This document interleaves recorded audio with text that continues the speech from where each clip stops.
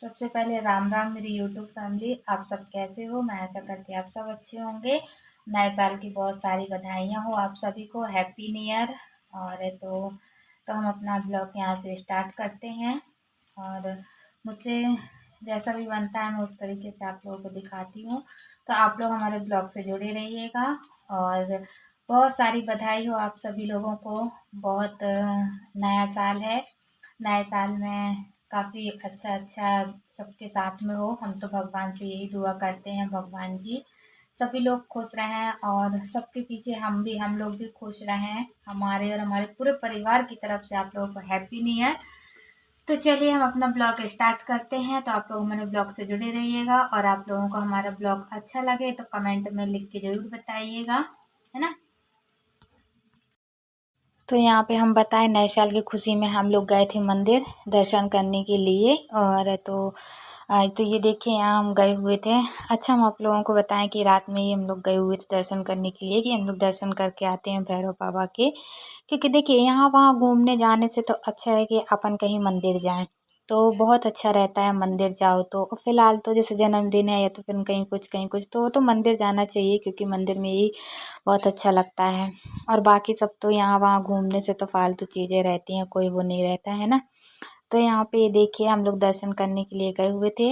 और तो फिर उसके बाद है तो हम ये यहाँ पे ब्लॉग भी बनाते हुए जा रहे थे। हमने कहा हम आप लोगों को भी दिखाएंगे कि क्या कैसा है। और फिर ने ये बाय कर रही थी। तो इस तरीके से हम लोग यहाँ पे अच्छा, इनफैक्ट हमारे ना आजू बाजू की जो आंटी लोग थी ना वो भी साथ में गई हुई थी। तो चलिए, हम कल के ब्लॉग में आप लोगों ने देखा कि हमने अपने देवर जी के लिए कुछ बताया हुआ था, जो कि हम लोग ने ऐसा ऐसा करके लेके गए हुए थे, है ना। तो आज के ब्लॉग में हम अपने हस्बैंड के लिए बताएंगे।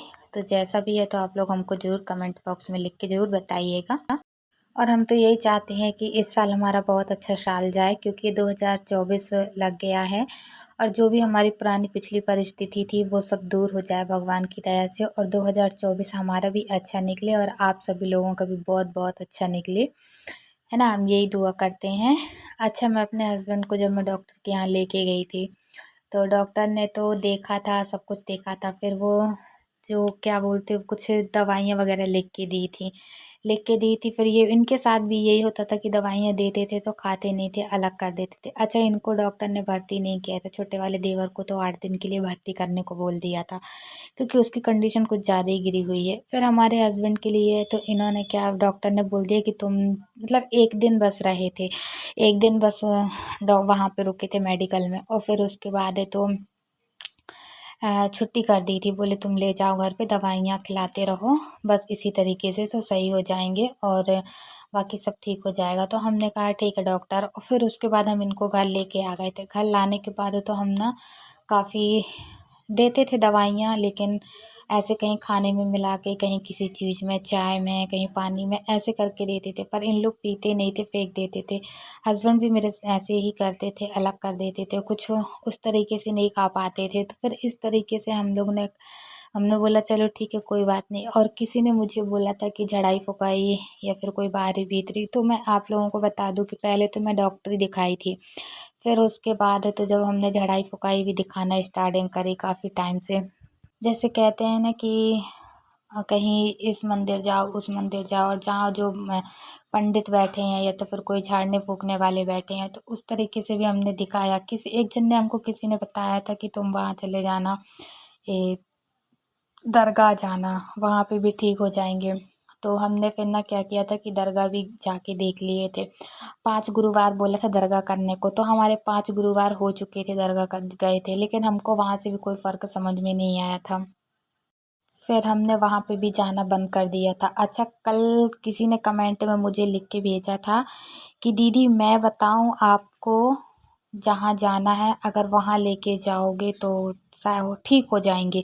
तो प्लीज़ आप मुझे ज़रूर कमेंट में लिख के बताइए कि पता और एड्रेस सब कुछ लिख के दीजिए कि कहाँ पे लेके जाना है, क्या कैसा। तो मैं अपनी साइड से पूरी कोशिश करूँ कि जिसमें अगर हस्बैंड साथ में चले गए तो बहुत अच्छी बात है, वरना मैं खुद जाके और अकेले बात करके आऊँगी। या तो फिर कुछ ऐसी दवाई वगैरह दे दें कि मतलब वो मेरे साथ चले जाएँ खाने के उससे, खिला के तो भी बात हमारी बन जाएगी। यहाँ पे देखिए मामू के साथ कितना ज़्यादा खेल रहा है और ये भी कितने अच्छे से खिला रहे हैं। इनका टोपा ऊपर कर रही थी मैं, है ना। तो इस तरीके से ये ना, अच्छा कहते ना कि कोई छोटा बच्चे से बहुत ज़्यादा लगाव हो जाता है, तो इनका भी बहुत छोटे बच्चे से लगाव हो चुका है। फिर ना इसी तरीके से मतलब एक दो एड्रेस और भी बहुत से लोगों ने बताया कि यहाँ जाओ वहाँ जाओ, तो हम सब जगह गए हुए थे। और तो कहीं कोई भभूति दे रहा, कहीं कोई नींबू दे रहा उतार के फेंकने के लिए, कहीं कोई कुछ दे रहा, कोई बोल रहा नारियल उतार के आधी रात को बाहर रख के आओ। ये सब हम करे बैठे हुए हैं। मैं अभी तक आप लोगों को बताती नहीं थी क्योंकि ना आ, क्योंकि बहुत से लोग ना जादू टोने टुटके को मानते भी हैं और बहुत से लोग जादू टुटके को नहीं भी मानते हैं। तो मैं यही सोच रही थी शायद आप लोग नहीं मानते हो, मैं इस तरीके से सोच रही थी। पर यहाँ पे इसको ना कुदा रहे थे तो मैं बोल रही थी ऐसे कुदा के मत खिलाओ, तो क्योंकि बच्चा है ना, अगर कहीं लग लग जाए तो फिर रोने लगेगा। तो बोल रहे थे ठीक है मैं नहीं ऐसे कुदा के खिलाऊंगा। फिर उसके बाद मैंने गोदी में ले ली थी। हाँ, तो मैं कहाँ पर थी बीच में। फिर ना हम लोग ये सब करते थे आधी आधी रात को, 12 बजे 1 बजे रात को मैं और मम्मी अकेले उठ के इनका और अपने देवर का उतारा करके फिर बाहर रख के आते थे। पर हम लोगों को उसमें भी कोई फ़र्क नहीं समझ में आया, तो इस वजह से हम लोग थक चुके हैं और अब हम लोग शांत हो गए हैं। लेकिन ऐसा नहीं है कि फिर भी कोई कहीं यदि बोलता है ले जाने के लिए तो हम उसमें भी हम लोग लेके जा मतलब जाते हैं। देखिए जैसे इन लोग तो साथ में जाते ही नहीं है, पर मैं और मम्मी ज़रूर जाते हैं और तो यहाँ वहाँ जाते हैं, जो जैसा बताता है उस हिसाब से हम करते भी हैं। और ऐसा नहीं है, हमारे घर में भी जो मतलब मेन देवी देवता हैं उनसे भी हमारी जो दादी सास हैं वो भी प्रार्थना करती हैं, और जो हमारे मतलब हम हैं, हमारी सास है, वो सारे सब लोग करते हैं।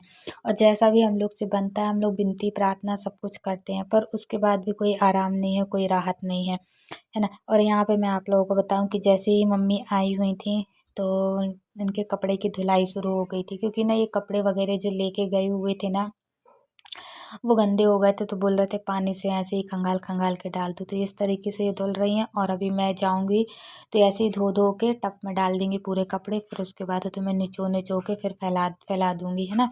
तो इस तरीके से हम ये कर रहे थे।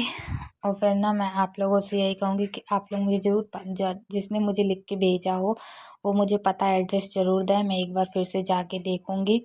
तो इस तरीके की हमारी कहानी है। ऐसा नहीं है कि हमने दोनों को ना दिखाया हो, हमने दोनों का पूरी पूरी तरीके से पूरी कोशिश किए हुए हैं। हम हमारी सास और हमारी ये मतलब हमारे जो ससुर जी हैं, सॉरी पापा हैं, उन्होंने सब जगह कोशिश की हुई है। अच्छा, जहाँ पे भी जाओ बिना, और फिर कहते ना कि कहीं पे भी जाओ तो गाड़ी किराया, क्योंकि हम लोग ना बहुत गरीब स्थिति से हैं। गाड़ी कहीं पे भी जाओ तो बिना जब तक 100-50 रुपए न रखो तो बिना ऑटो गाड़ी किराए का नहीं चलता। तो उस तरीके से भी हमने करके देख चुके हैं। पर उम्मीद अभी भी नहीं वो किए हुए हैं, अभी भी उम्मीद लगी हुई है, आशा लगी है कि कहीं ना कहीं से तो ठीक होंगी ही। ऐसा नहीं है कि भगवान ठीक ना करे, बस अब तो सिर्फ एक भगवान पे ही भरोसा रह गया है, ऊपर वाले पर। क्योंकि हम ना ये गुनिया और तो डॉक्टर ये सब जगह से करके हम थक चुके हैं, इस वजह से हम लोग अब शांत हो गए हैं। पर उसके बाद भी हम लोग कहीं ना कहीं देखते रहते हैं। कोई बोला कि वहाँ जाओ, दादा महाराज जाओ, वो वहाँ पे जो नरसिंहपुर के पास दादा महाराज है, हम लोग वहाँ तक होके आए हुए हैं, वहाँ तक मन विनती करके आए हुए हैं दादा महाराज के यहाँ भी। लेकिन उसमें भी हमको कोई फ़र्क समझ में नहीं आया। हमारे घर के मतलब काफ़ी दूर है, मुश्किल से 6-7 किलोमीटर दूर होगा। वहाँ पे एक बैठक टाइप में लगती है, छोटी सी माता की मंदिर है, वहाँ पे बैठक लगती है मतलब अमावस पूनों को। तो हम लोग वहाँ पे भी गए हुए हैं, वहाँ से भी कहीं कुछ ला के दिए खिलाए, तो उसके बाद भी कोई आराम नहीं लगा। अब आप लोग बताइए कि हम अब क्या करें, क्योंकि हम लोग ना अपनी साइड से इतनी ज़्यादा कोशिश कर चुके हैं कि अब हम जानते हैं कि हम लोग कितना ज़्यादा कोशिश करे हुए बैठे हैं, पर फिर भी कुछ समझ में नहीं आती है। और आयुर्वेदिक दवाइयों के बारे में मैं आप लोगों से यही जानना चाहती थी कि जैसे कोई किसी ने खाया है आयुर्वेदिक दवाइयाँ, तो उसका कितने दिन में असर होता है, कितना लेट असर होता है, क्या कैसा। तो आप लोग उसके बारे में मुझे ज़रूर जानकारी दीजिए, अगर होगा तो मैं एक बार, क्योंकि जब इतना सब कुछ हम करे बैठे करते हैं और आगे भी हम करते जा रहे हैं। तो एक बार हम आयुर्वेदिक दवाइयों के बारे में और जान के आप लोगों से ना होगा तो फिर हम एक बार आयुर्वेदिक दवाइयाँ स्टार्ट करवाते हैं इन लोगों की। तो आप लोगों में कमेंट में ज़रूर बताइएगा जैसा भी लगा हो। और हाँ, मैंने अगर ज़्यादा कुछ बोल दिया हो तो उसके लिए मुझे माफ़ कीजिएगा, क्योंकि मुझे जितना आता है मैं उस हिसाब से आप लोगों से बात करती हूँ, जैसे जैसा जो कुछ भी है ना। और मैं अब आप लोगों से यही कहूँगी कि आयुर्वेदिक दवाइयाँ हमारी उतनी गुंजाइश तो नहीं है, क्योंकि हमने सुना है आयुर्वेदिक दवाइयाँ बहुत महंगी आती हैं, पर पूरी कोशिश करेंगे थोड़ा थोड़ा करके वो करने की। आप लोगों की सहायता से, आप लोगों की उससे हम कोशिश ज़रूर करेंगे, क्योंकि आप लोग हमारा सहारा बने देंगे तो हम हो सकता है सब ठीक हो सके, है ना। तो चलिए हम आपके लिए आज इतना ही बात करते हैं। कल की वीडियो में हम आप लोगों से और बात करेंगे।